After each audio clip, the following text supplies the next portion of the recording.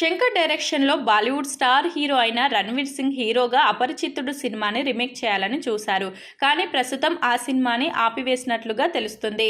ఇంకా ఇప్పటికే శంకర్ భారతీయుడు 2, గేమ్ చేంజర్ లాంటి సినిమాలను చేస్తున్నారు. ఇక ఈ సినిమాల వల్ల అపరిచితుడు సినిమాని పక్కన పెట్టారు.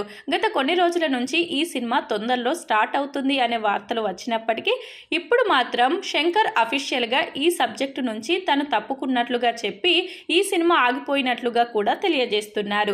ఇక ప్రస్తుతం భారతీయుడు 2, గేమ్ చేంజర్ సినిమాలను రిలీజ్ చేసిన తర్వాత మరొక తెలుగు స్టార్ హీరోతోనే తను ఒక సినిమా చేయాలని చూస్తున్నట్లుగా తెలుస్తుంది.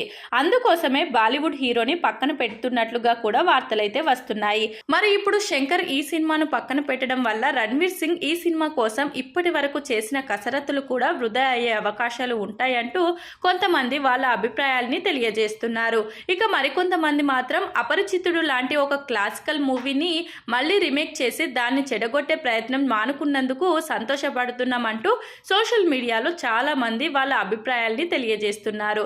ఇక మొత్తానికైతే ఒక భారీ ప్రాజెక్టుకి తెరపడిందనే చెప్పాలి.